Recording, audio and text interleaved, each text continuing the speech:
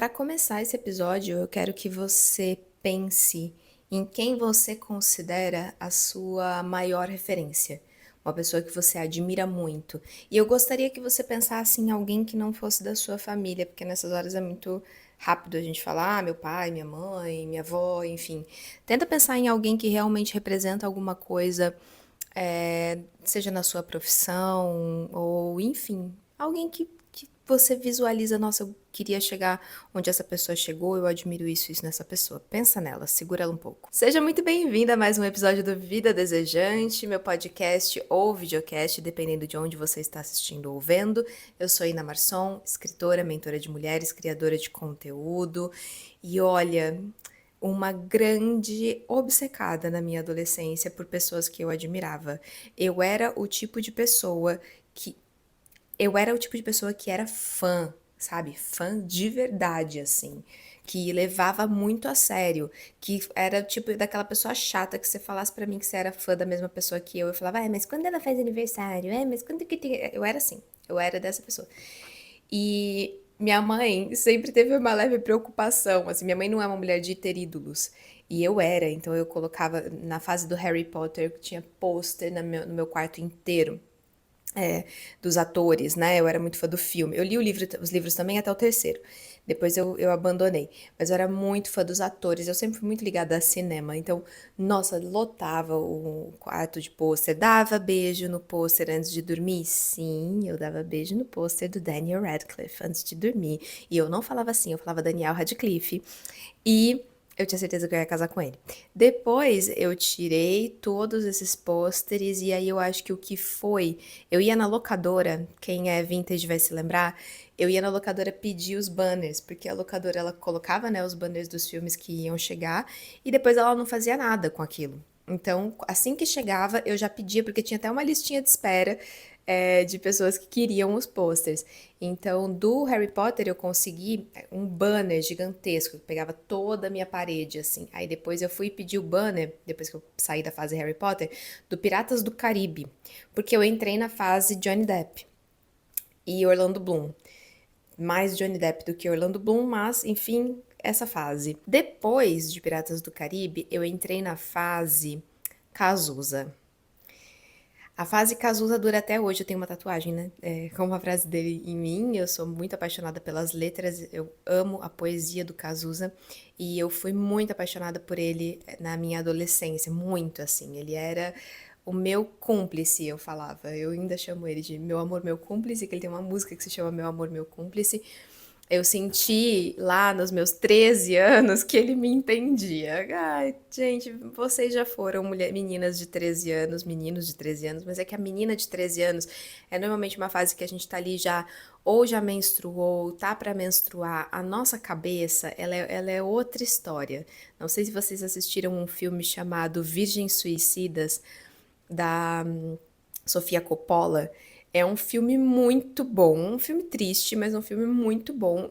É sobre esse tédio da adolescência, assim. Tem uma frase de uma das meninas que o médico vai falar pra ela que ela tá super saudável, que ela tá super bem, que ela não tem motivo pra ficar triste. E ela olha pra ele e fala: Doutor, você nunca foi uma menina de 13 anos. E eu entendo muito aquela menina. Que aos 13 anos eu me apaixonei pelo Cazuza, eu comecei a me apaixonei pela Janis Joplin, mas muito mais pela imagem dela, porque a música dela eu achava um pouco agressiva, assim, na época, hoje em dia eu amo. E eu gostava de ficar trancada no quarto. Trancada não, porque eu não trancava a porta em casa, mas fechada no quarto, ouvindo LP, sim. Desenterrei o rádio do meu pai, desci ele, coloquei no meu quarto e ficava ouvindo os LPs que ele tinha, inclusive um LP do Cazuza. E eu era muito apaixonada. Depois de Cazuza, eu entrei na fase teatro mágico. Não sei quem teve essa fase, mas eu tive a fase de, inclusive, pintada nos shows. Queria fazer alargador, dread, igual as bonecas. Virei vegetariana. Nossa, era uma coisa assim. Eu queria muito viver aquele universo. Depois de Teatro Mágico, porque é tudo em ondas, tá, gente? Eu entrei, eu acho que depois a brisa mais forte que eu tive foi com a Marilyn Monroe, que é outra que eu admiro muito ainda. Sou apaixonadíssima ainda. Tenho vários livros dela, de biografia, livros de fotografia, várias coisas. Eu realmente adoro. mas eu entrei numa coisa, tipo, obsessiva, sabe, também, como eu tive com todas essas pessoas.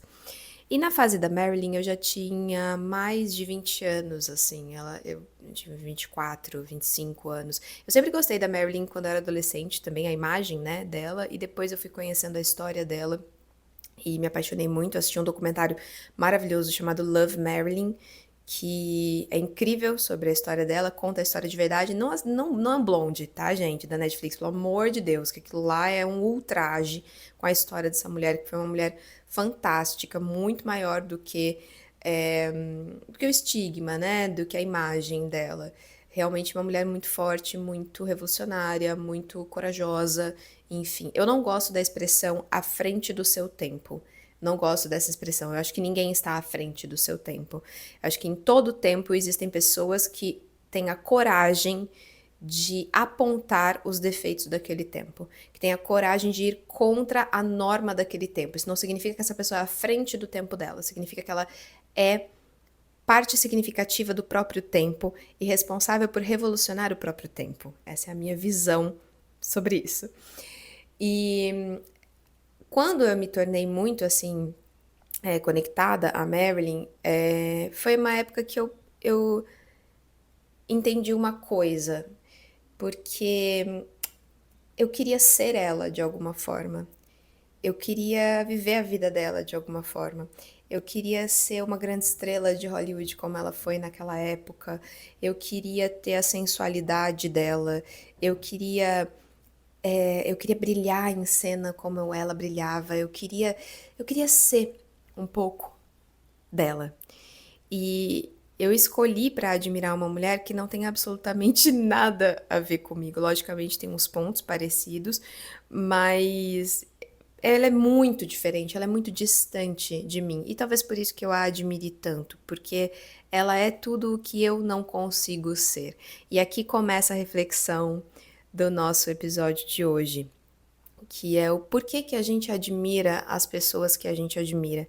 Por que que as pessoas captam a nossa atenção a ponto da gente se tornar muito fã? Não falo tanto de pessoas que a gente admira e consome e tal, mas dessas pessoas que mexem com a gente a ponto da gente chorar num show, passar horas numa fila pra vê-las. Essas pessoas que mexem nesse lugar, assim, que você olha e você fala, meu Deus, eu queria ser um pouco como ela, que de repente quando você vê, você tá quase imitando o jeito, a forma de se vestir, a forma de andar, a forma de olhar, você tá roubando um pouquinho dela pra você. O que que nessas pessoas fascina tanto a gente? Isso foi uma discussão que eu entrei muito comigo nessa época que eu tava muito obcecada pela Marilyn, porque as pessoas começaram a me alertar um pouco. Eu sou uma pessoa da espiritualidade, né, gente? Então, e as pessoas que me cercam, muitas das pessoas que me cercam também. E o que que aconteceu? Eu tinha na minha casa um espaço que eu dedicava para minha coleção de coisas da Marilyn. Então, todos os livros, eu tinha um calendário, eu tinha, ai, pôster, enfim, tudo isso ficava num cantinho único e exclusivo da Marilyn. Um dia minha mãe foi em casa, ela falou, filha, desmonta isso aqui. Não precisa se livrar das suas coisas, mas espalha elas entre outras coisas. Isso aqui tá parecendo um altar. E é um pouco complicado você ter um lugar assim. Energeticamente, isso não é muito bom. Na época, obviamente, eu não dei muita bola, porque eu tinha 20 e pouquinhos anos, e enfim, eu falava, ai, minha mãe não sabe de nada, aquela coisa, ai, minha mãe, ai, nada a ver. Só que aí, primeiro foi minha mãe, e obviamente a gente fala isso, mas palavra de mãe gruda, né? Então, por mais que eu não quisesse tirar, tinha aquela rebeldia de não, eu quero fazer, essa é a minha casa, eu quero deixar isso aí, eu olhava pra aquilo e ficava, será? Será? Ficava na minha cabeça, né?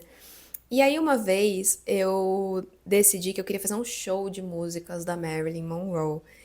E eu ensaiei as músicas. Inclusive, essa é uma história que eu quero contar com mais detalhes pra vocês em outro episódio, se vocês quiserem, porque a maneira como eu cheguei a fazer esse show é hilária e a maneira o lugar onde esse show chegou foi uma história que minha amiga falou pra mim, pelo amor de Deus, você tem que deixar todo mundo saber. Então, se vocês quiserem saber outra hora, eu conto E aí talvez seja um episódio onde eu fale sobre ousadias, sabe? Sobre as mentirinhas sinceras que nos interessam. Enfim, eu fiz esse show.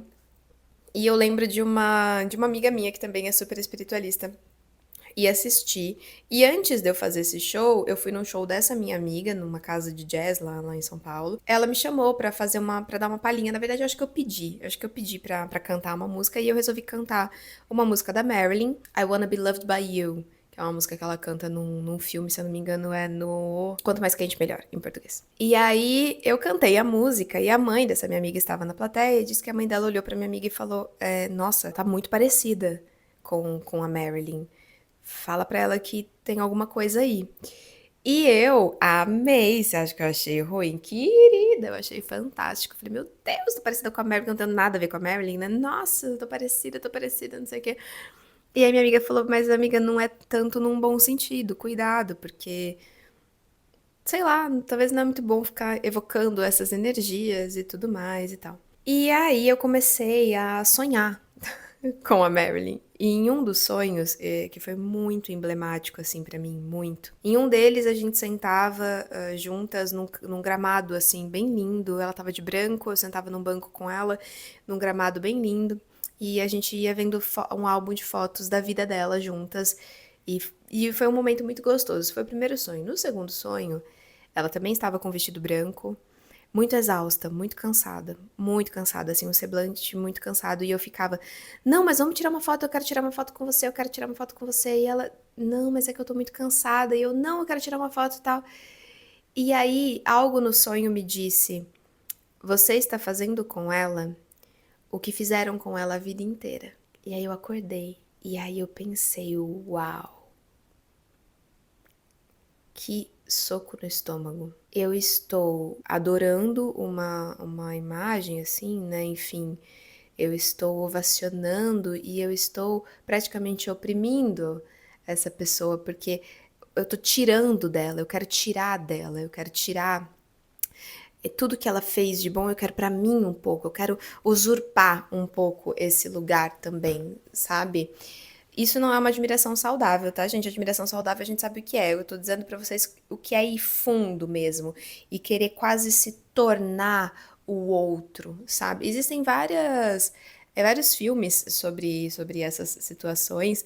Tem um, inclusive, que eu quero recomendar pra você que é muito, muito, muito legal. Mas calma que eu já vou chegar lá porque ele vai em outra vertente, então acho que é interessante a gente caminhar mais um pouquinho, eu já chego nesse filme. O que que aconteceu a partir dali? Eu entendi que eu estava querendo ser alguém que eu não era, eu entendi que eu estava evocando uma energia que não era a minha, que eu estava explorando aquela imagem ao máximo. Aquilo não era saudável. E aí, quem for da espiritualidade pode acreditar que não é saudável nem pro, enfim, para a memória da pessoa, né, para a energia da pessoa, e também não é saudável para mim porque eu estava me distanciando de descobrir quem eu era para mimetizar uma pessoa que eu admirava. Uma pessoa que teve uma vida extremamente sofrida, diga-se de passagem, né? Então, foi aí, e foi bem nessa fase, gente, que eu falo pra vocês, teve uma fase que eu comecei a mergulhar no autoconhecimento, foi bem nessa fase. Foi aos 25 para 26 anos que eu resolvi mergulhar pra dentro. Por quê? Porque eu percebi que eu buscava muito o fora, eu buscava muito alguma solução do lado de fora para me sentir mais confortável em quem eu era. Então, se eu for igual essa pessoa que eu admiro, eu acho que eu vou me sentir o máximo, como eu vejo que ela é o máximo. E eu tô contando toda essa história para vocês porque é esse o meu ponto. Por que que a gente admira quem a gente admira? O que as pessoas que você admira despertam em você? Por que que você fica, às vezes, 5 horas na fila de um show para entrar e ficar mais não sei quantas horas em pé para ver uma pessoa performar? O que desperta em você através dela? Percebe? E aqui eu não acho que é ruim isso, tá, gente? Depois, obviamente, fui no show do Paul McCartney com meu pai, ficamos horas em pé ali esperando tal. Já fui em outros shows que também tive isso. Eu faço isso pelas pessoas que eu admiro, não acho que isso tá errado em forma alguma, mas eu acho que é importante a gente começar a entender por que que as pessoas nos influenciam. E isso acontece quando a gente começa a olhar o que eu sinto que falta em mim, que eu preencho com essa pessoa, sem antes entender como talvez eu consiga conquistar isso dentro de mim. E aí eu posso voltar a admirar essa pessoa de um lugar saudável. Hoje em dia, como eu disse pra vocês, eu ainda admiro a Marilyn muito. Inclusive, eu vou decorar o meu escritório a partir do ano que vem, né? A partir desse ano, na verdade, mas pro ano que vem que vai ficar pronto. E aqui atrás eu pretendo colocar uma estante, você que tá só me ouvindo, atrás de mim tem só uma parede sem nada. Eu pretendo colocar uma estante. E eu vou trazer meus livros. Eu tenho muitos livros da Marilyn e eles são belíssimos e eu vou trazer.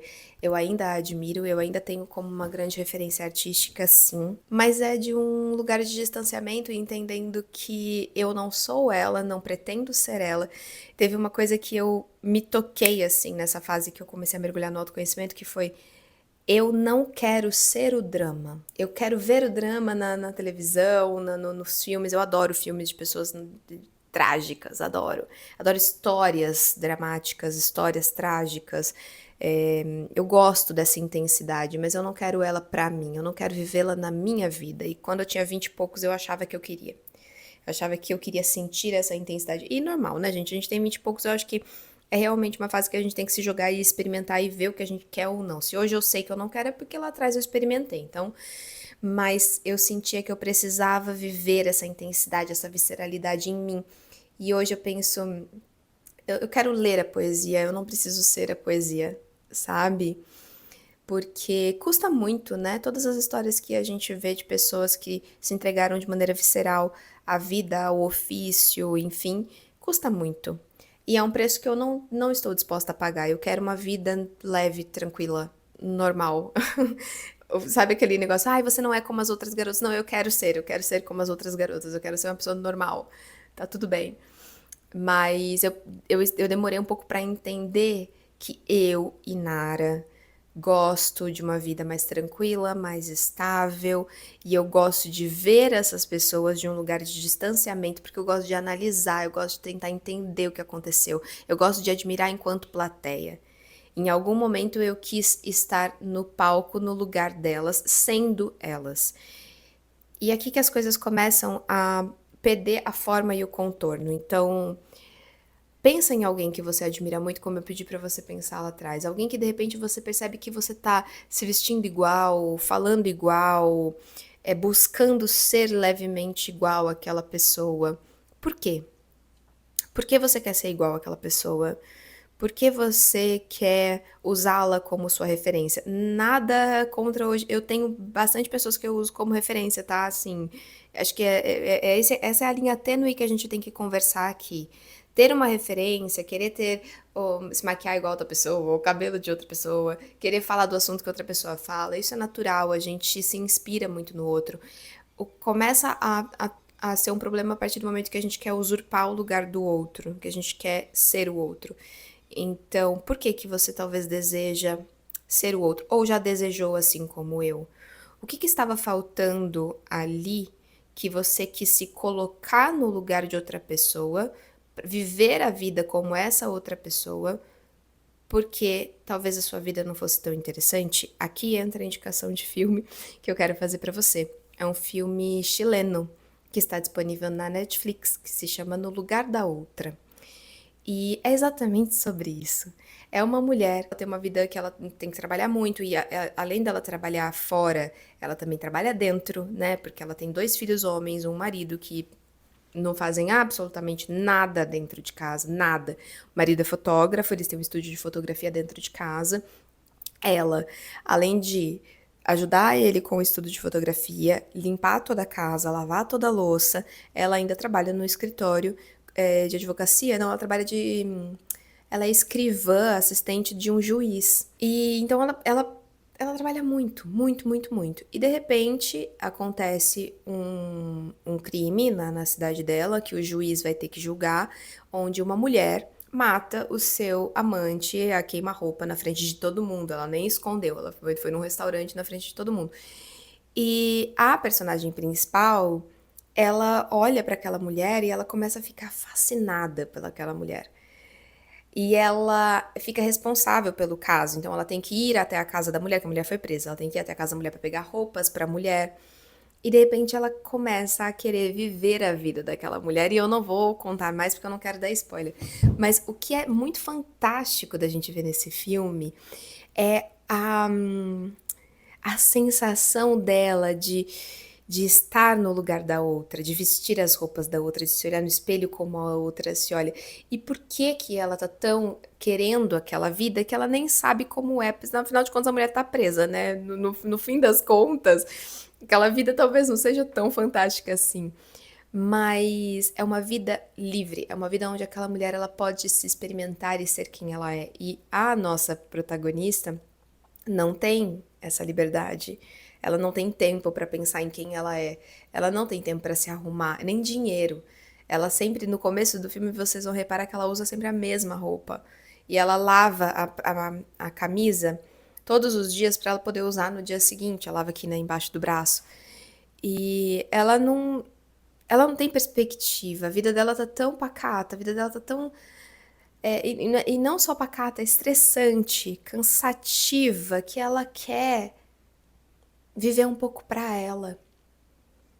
Ela quer descobrir o que é ser uma mulher que mora sozinha e que tem aquela vida, porque dentro dela não existe espaço para ser quem ela é. Então, eu sinto que é aqui que a gente começa a ter que investigar. E por que que a gente precisa investigar e olhar para isso?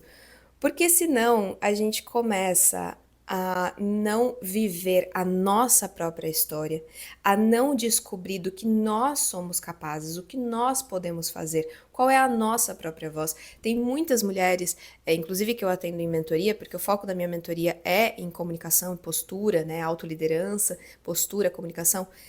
É uma dificuldade absurda em se colocar, em se posicionar, em se ver como uma pessoa influente ou uma líder do próprio negócio. É como se elas quisessem praticamente se esconder ao mesmo tempo que elas admiram as mulheres que estão no palco. E por que que você quer tanto se esconder? O que você acha que vai acontecer se você se revelar? Porque, por exemplo, no caso do filme, se ela Mercedes, o nome dela. Se a Mercedes se revela e diz: "Eu não aguento mais, eu quero um tempo pra mim", ela sabe o que ela tem em jogo. Ela vai perder a família, ela vai ser uma mulher divorciada naquela época que o filme é de época, ela vai perder tudo aquilo que ela tem em volta, que por mais desconfortável que seja, é o que ela tem, é o que ela conhece. É o tal do negócio de assumir os efeitos colaterais.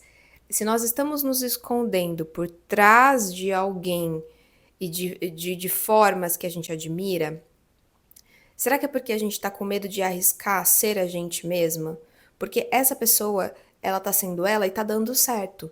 Então eu acho que eu vou querer me colocar ali no palquinho dela, porque também vai dar certo. Inclusive, vou abrir. Nossa, ainda bem que eu falei isso, porque veio aqui uma coisa pra falar pra vocês.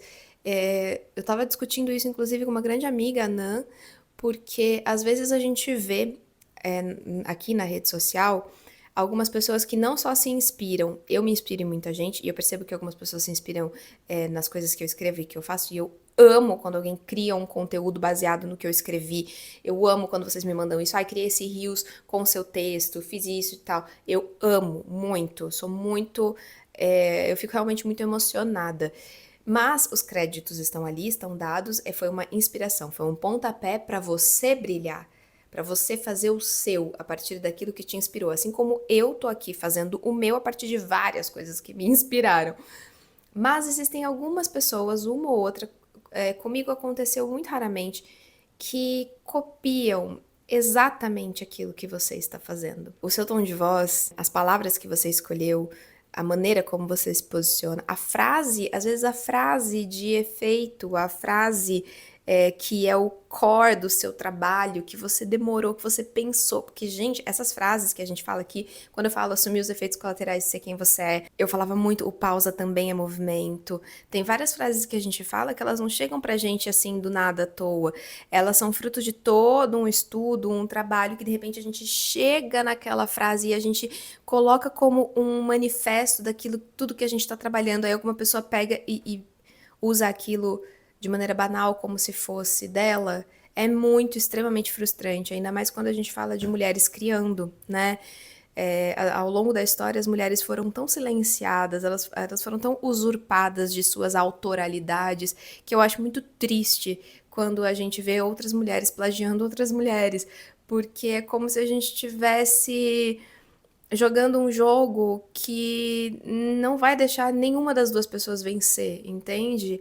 Não é um jogo natural pra gente. O natural deveria a gente se enaltecer, a gente se citar, a gente dar os créditos, a gente se puxar pra cima uma outra e não fazer umas com as outras aquilo que fizeram com a gente durante toda a história, que é silenciar as nossas autorias, as nossas crias. E isso tem a ver com o fato de que às vezes você olha uma pessoa fazendo aquilo dar certo, você gosta, você admira e você quer ser um pouco aquela pessoa. Então, se talvez eu usar as mesmas palavras que ela usa, se eu colocar essa mesma frase na minha bio, as pessoas vão gostar de mim como as pessoas gostam dela. Se eu me vestir como ela, as pessoas vão gostar de mim como as pessoas gostam dela. E aí a gente acaba com todo o papo de autenticidade, né? Porque se a pessoa é daquele jeito e as pessoas gostam dela, é porque ela é daquele jeito. Se a Marilyn, voltando, fez tanto sucesso no mundo, já surgiram várias pessoas similares, né? Tentando pegar um pouquinho. Agora, a mais recente que eu tenho visto é a Sabrina Carpenter, que eu adoro, inclusive, as músicas dela. E se você reparar na música Please, Please, Please, a maneira como ela canta, sussurrando, é exatamente a maneira como a Marilyn falava. Então, existe sim ainda pessoas buscando mimetizar aquilo que foi tão icônico e fez tanto sucesso. Só que a hora que eu, que sou uma grande fã de Marilyn Monroe, olho pra Sabrina Carpenter, quem eu vejo? Eu não vejo a Sabrina, eu vejo a Marilyn. E talvez para as novas gerações não tanto, mas isso que eu acho complicado, sabe? A gente pegar uma fórmula que já deu certo e tentar reproduzir. Cadê a essência daquela pessoa? Cadê a voz daquela pessoa? Isso acontece muito nas redes sociais, a gente sabe disso. Um tipo de conteúdo dá certo, de repente você vê trocentas pessoas fazendo exatamente o mesmo tipo de conteúdo. Um tipo de tom de voz, inclusive tem um tom de voz que circula nas redes sociais que me irrita profundamente, muito, assim, nossa, gente, entra no meu cérebro, não dá, não dá. Que é aquele tom de voz que fala: hoje você vai entender como é que faz tal coisa. E amanhã não sei o que lá, não sei o que lá, tá, tá, tá. Gente, esse tom de voz, eu quero morrer. E muitos criadores acabam falando com esse tom de voz, porque eu não sei que caceta aconteceu, que acharam que esse é um tom de voz bom pra fazer conteúdo. E qual é o problema? Ele é um tom de voz neutro. Ele não traz personalidade. Ele é um tom de voz que parece robótico. Então você fica sem personalidade, entende? Quando a gente só mimetiza as outras pessoas, a gente não tá mostrando pro mundo a nossa personalidade, o nosso tom de voz, o nosso jeito de falar, a nossa musicalidade. Cada um tem a sua musicalidade na hora que coloca a sua voz no mundo. Se a gente pensar a nossa voz como realmente uma música, a maneira como a gente fala como uma música, não seria muito mais interessante que cada um cantasse um estilo, um jeito, cada um tivesse a sua própria composição? Só que a gente tende a querer reproduzir aquilo que dá certo. Então, se tá dando certo para aquela pessoa, eu vou fazer igual. Porque é um medo de arriscar ser como eu sou. E se ninguém gostar de como eu sou? Aí é que tá o problema. Mas essa pessoa que você admira e que você gostaria de ser igual e que você tenta roubar os trejeitos, as palavras, a vestimenta, ela não tá lá arriscando que não gostem dela? E não existe você que gosta tanto a ponto de querer ser um pouquinho igual? Será que as pessoas realmente não vão gostar? Não vai ter ninguém no mundo que vai gostar do seu jeito, da sua forma de se vestir, da sua forma de falar, do seu ponto de vista? Eu sei que é difícil ser 100% quem a gente é. Eu sei. Eu acho que o autoconhecimento ele é um trabalho contínuo e esse negócio de seja você mesmo não é tão fácil quanto as pessoas pintam. Mas não seria muito mais interessante a gente dedicar um trabalho em lapidar essa nossa ideia de nós mesmas, ao invés de reproduzir algo que o outro está fazendo? E é muito delicado porque referências são muito importantes. É muito importante que você olhe à sua volta, colha as referências, fala, nossa, essa pessoa eu admiro por conta disso, essa pessoa eu admiro por conta daquilo, e vá montando a sua própria personalidade a partir disso. Dentro do Curadoria, que é um dos meus cursos, é um curso de criatividade, tem um exercício exatamente sobre isso, que é a maneira como a gente olha para as pessoas precisa ser outra. Eu tenho que olhar como uma pesquisadora. O que me atraiu nela? Por que eu sou fã dessa pessoa? O que me atraiu nela?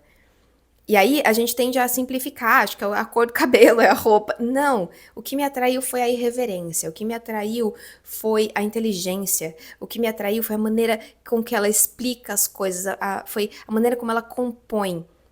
Tá, como eu posso fazer isso me inspirando naquela pessoa?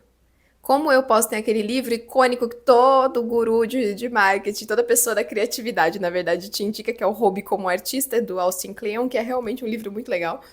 Porque realmente você precisa aprender a roubar como um artista e não como um plagiador. Perdão pela palavra, mas a realidade é que se a gente não rouba como artista, a gente vira um cos pobre. Sabe que é o cosplay? A gente vira um cos pobre de alguém que já tá consolidado e isso não é legal. Isso não é legal. Eu não quero que as pessoas olhem pra mim e falem: "Ah, você é uma versão mais barata de fulana". Não.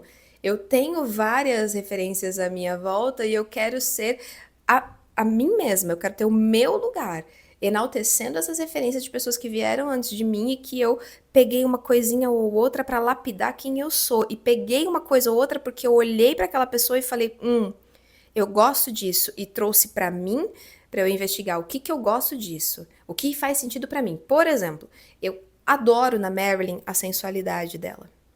Eu adoro a maneira como ela brinca com a sensualidade dela, como ela sabe conduzir o próprio corpo, porque não sei se você sabe, ela montou essa personagem, ela montou o jeito de andar, o jeito de falar, o jeito de olhar, tudo, tudo, tudo, tudo foi calculadamente construído por ela.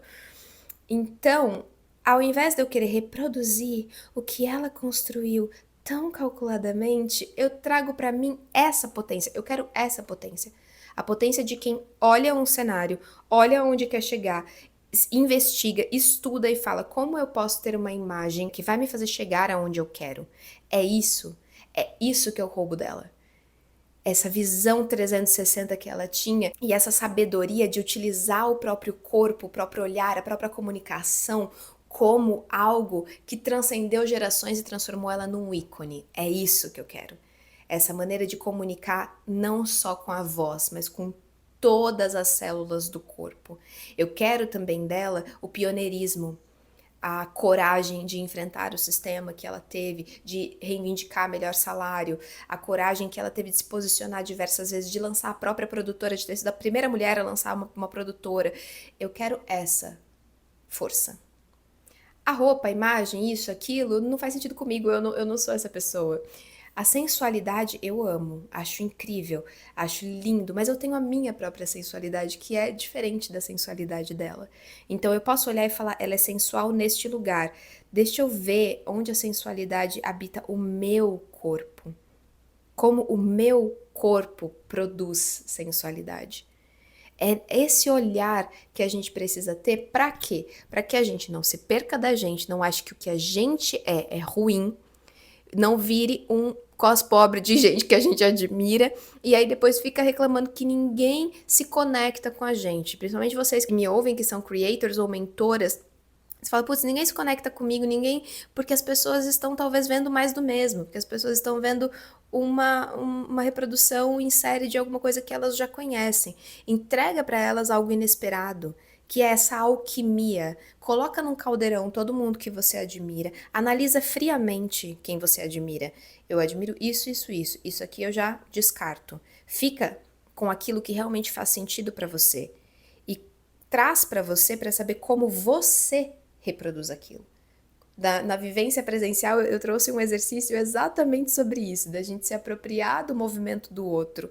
Não só reproduzir, não siga o mestre apenas, é se apropriar do movimento do outro. Inclusive, esse é um exercício que eu aprendi num curso que eu fiz, nossa, gente, faz tanto tempo, acho que foi em 2009 ou 2010, que é chamado Campo de Visão, na companhia Elevador de teatro lá em São Paulo.